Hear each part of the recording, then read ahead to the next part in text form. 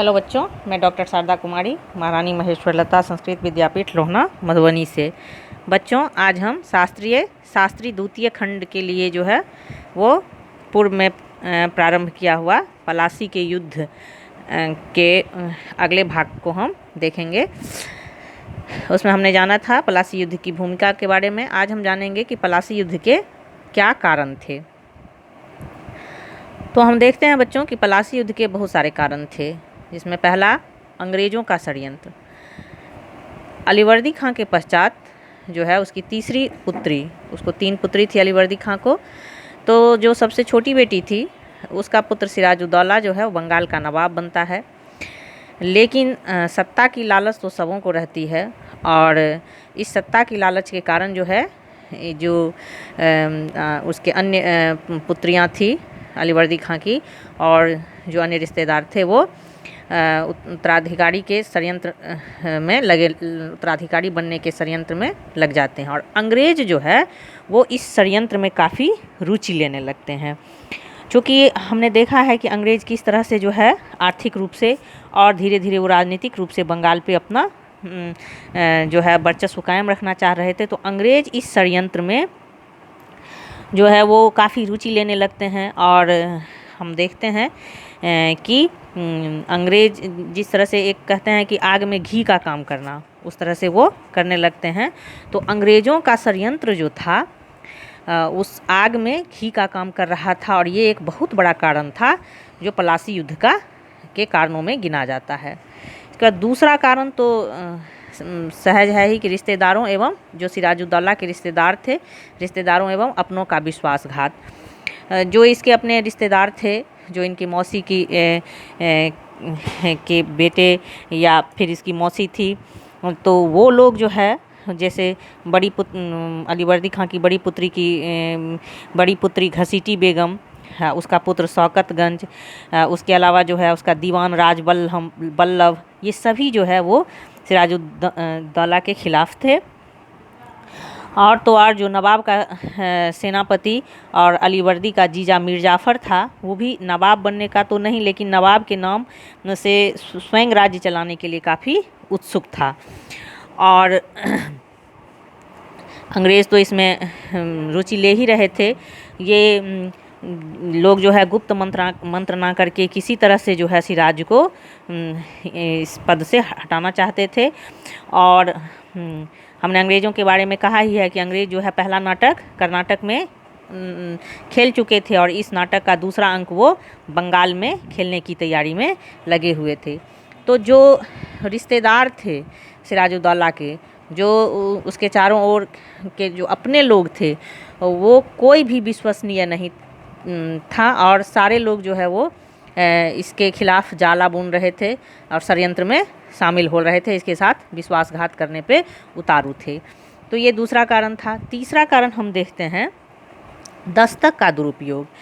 अंग्रेज़ों को बंगाल में व्यापार करने से संबंधित बहुत सारी छूट मिली हुई थी, जिसमें कि एक दस्तक का दुरुपयोग था जो इनको पूर्व में मिला हुआ था, और उसका उपयोग करके इनको सीमा शुल्क नहीं लगता था। अंग्रेज़ क्या करते थे, इसका उपयोग करके वो भारतीय व्यापारियों को भी का सामान भी जो है वो पास करवा देते थे, और इससे सिराजुद्दौला को जो है वो बहुत ही आर्थिक घाटा हो रहा था। अंग्रेज़ को जो है मुग़ल बादशाह फखरुरशियर के समय ही 1716-17 ईस्वी में ही ये दस्तक का उपयोग जो है व्यापार करने के लिए मिला हुआ था। तो इस दस्तक का दुरुपयोग इतना अधिक बढ़ चुका था कि सिराजुद्दौला इससे त्रस्त था, और वो जो है सो अंग्रेज़ों से सिराजुद्दौला चाह रहा था कि कोई समझौता कर ले, परंतु अंग्रेज़ जो है वो इस विशेषाधिकार को छोड़ने के लिए तैयार थे ही नहीं। तो यह जो एक तरह का आर्थिक मतभेद था जो दस्तक के दुरुपयोग से पैदा हो रहा था, वो भी एक बहुत बड़ा कारण था पलासी युद्ध का। चौथा हम देखते हैं अंग्रेज़ों से असंतुष्टि। जो सिराजुद्दौला जो बंगाल का नवाब था, वो इस चीज़ को भली भांति समझ रहा था कि अंग्रेज़ जो है वो राजकीय मर्यादा का न तो पालन करते हैं, न रीति रिवाज का पालन करते हैं, और इस तरह से व्यवहार करते हैं जैसे कि नवाब उसके सामने कुछ हो ही नहीं। नवाब को आदर या प्रतिष्ठा देना या फिर नवाब को उपहार दिया जाता था भेंट स्वरूप, ये सब कुछ भी नहीं था, और वो अंग्रेज़ जो है वो अपने आप को नवाब से भी ऊपर समझने लगे थे। तो इससे जो है सो नवाब अंदर ही अंदर बहुत असंतुष्ट था और वो अंग्रेज़ों को सबक सिखाना चाह रहा था। पांचवी कारण जो हम देखते हैं उसमें ये एक बहुत बड़ा कारण है कि हम देखते हैं कि अंग्रेज़ जो है सो फोर्ट विलियम का निर्माण वहाँ कलकत्ता में किए हुए था, और एक तरफ जहाँ अंग्रेज़ जो है वो षड्यंत्र में शामिल थे। पांचवा कारण अंग्रेज़ों की किलाबंदी। तो एक तरफ जहाँ अंग्रेज़ षड्यंत्र में शामिल थे ही इसके रिश्तेदारों के साथ, और अपना भी वो पूरी तरह से चाह रहे थे कि किसी तरह से षड्यंत्र करके हम सिराजुद्दौला को हटाएं और इसको शिकस्त दें, और दूसरी तरफ जो उसका फोर्ट विलियम था उसकी किलेबंदी में भी लगे हुए थे और उसको लगातार मजबूत करते जा रहे थे, और सैनिकों का जमावड़ा हो या फिर युद्ध की स्थिति आने पर वो समुचित जो है उनके पास जो सामर्थ्य था उसका उपयोग कर सकें, उसके तहत वो किलाबंदी के काम में लगे हुए थे, जो सिराजुद्दौला को बराबर जो है वो अखर रहा था। इसके बाद हम देखते हैं कि एक काल कोठरी की घटना जो है, हालांकि इसकी विश्वसनीयता पर सवाल उठाया जाता है, लेकिन फिर भी काल कोठरी की घटना को तत्कालिक कारण के रूप में हम ले सकते हैं कि सिराजुद्दौला जो है उसने एक बड़े हॉल में बहुत सारे अंग्रेज को जिसमें अंग्रेज की पत्नियां और बच्चे भी शामिल थे, उन सबों को जो है सो एक बड़े हॉल में बंद कर दिया था, जिसके कारण जो है सो गर्मी और उमस के कारण 123 व्यक्ति या फिर उससे अधिक जो है वो उसमें मर गए थे। तो ये काल कोठरी की घटना जो है उसका उल्लेख मिलता है, लेकिन ये कहाँ तक सत्य है इसकी विश्वसनीयता पे सवाल है।